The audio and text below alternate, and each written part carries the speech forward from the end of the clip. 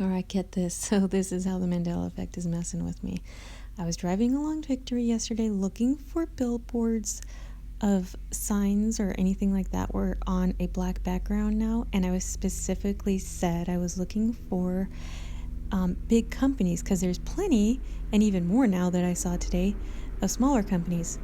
You know, they're all on black backgrounds. So you know, or I know, that if I was driving along Victory Boulevard looking for these signs, I would have noticed McDonald's, which is a huge company, suddenly on a black background. Well, here it is, and this is what I'm saying. The Mandela Effect is messing with me. Yesterday I was driving around on this street looking for billboards on the black background because so many of them popped up. I forgot to take a picture of the Sizzler, but anyway, today I went out. Oh my gosh, here it is. And I remember yesterday I was looking at this building, and there was no black behind the McDonald's, or I would have taken a picture. And then secondly, the stucco was a beige. Now it's gray. And I noticed another building along this street used to have beige stucco, and now it's also turning gray. Okay, this is just getting more and more ridiculous. I mean, look at this. It's not even green anymore. This is an awesome picture of the Starbucks by my friend Christine in San Diego, her Starbucks, and it is got the coffee on it, which is all wrong, and it's in the wrong color. I mean, when have you seen one in blue? Yeah, right, blue was not a Starbucks color. I'm sorry, it was a dark forest green, and in my timeline, or memory timeline, or whatever's going on, there was no coffee on the billboards. The coffee even looks all stuck onto the end of this one. It just looks all like kind of shoved in there wrong, like there's not even room for it. I would like to thank Vanessa Tx for running out and taking a picture of her local Walgreens, because the images she took are stunning and shocking, and it does show me that my eye is good. Somebody said I have an eye for detail. I really appreciate that. The Walgreens font in my area definitely has changed, so I'm just going to analyze this really fast because it is kind of shocking to me, and I'm going to go over the detail of it. Before I start, I just want to ask the question, why would a company go to all this trouble to change the signs just in my area? And if it is just my area, and why such small changes, like such subtle small changes? It makes no sense to me. So just something to ponder. I know that the font is sized a little too big in the lower one. I'm sorry, I tried to resize it, but I couldn't figure that out. That doesn't matter to me for the purposes of this investigation. You can still see some really crazy changes in the font, even though the two pictures are a little bit mismatched size-wise. And you might not think at first you can see the changes. Well, I'm going to show them to you. Okay, let's start on the right side of the W. So not the left side of the W, just look at where the right side of the W starts. On mine, it starts underneath the middle, and on hers, the right side of the W starts above the middle. The slant is totally different. I drew the green line straight from the slant, and you can see it lands in different areas. And then just go ahead and take a look at how close the A is in hers to the W and how much farther it is in mine. I told you mine looks squatter and shorter, and well, actually I think mine, the letters look more spread out, and this gives the effect that the letters are smaller and squatter.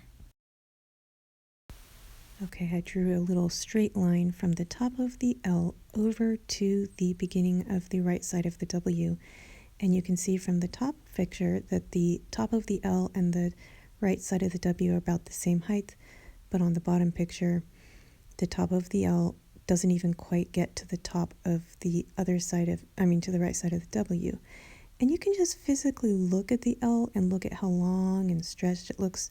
I drew another line down the side of the L so that you can see that her L just looks longer and a little bit more stretched, and the hole inside looks more like a line than the more squatter, shorter oval of the L in mine.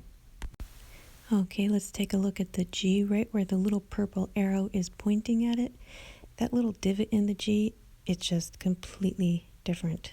Okay, the one on the bottom is just much bigger. The one on top is a little teeny tiny bite. And the G itself is just crazy different. It's just like I thought. The whole stem of the G, the tail, is real small and pointed in a different direction in the one I saw than the old original one, which she still has in her area. And then just look at the difference between where the R, like the space between the G and the R.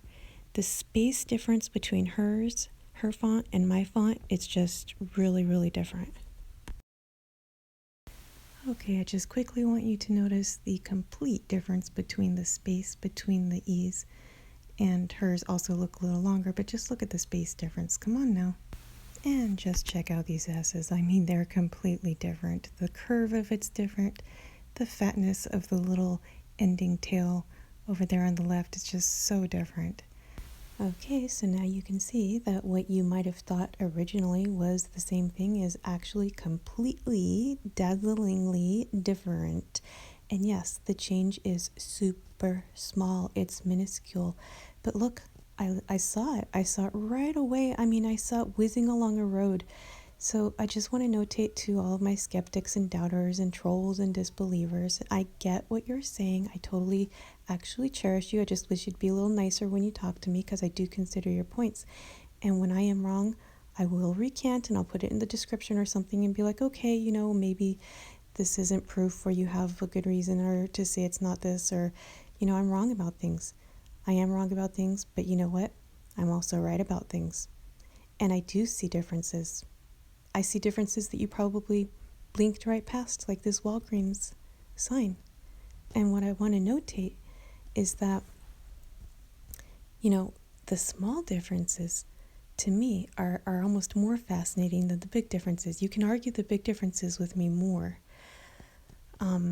But you can no longer argue that I do see changes. When I say that I saw a change in the Chase sign and it turned from blue to white, I did. When I say that, I have some photo proof or this or that, I could be a little wrong. And there's other things I could be wrong about too. But sometimes we are right. And here's the thing about being right or wrong. It doesn't matter. We're all right sometimes and we're all wrong sometimes. My main message here is whether we're right sometimes about certain things about the Mandela Effect, or whether we're right or wrong, it doesn't matter. Something's happening here. Something big. We just want to get to the bottom of this.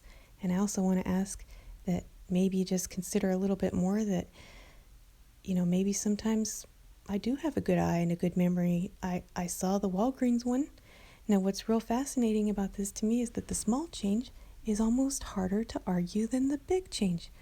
The big change, you can say, oh, they did a big, massive change, even though we never, ever see them changing out all their signs on these big, tall buildings. But you know what? Okay, fine.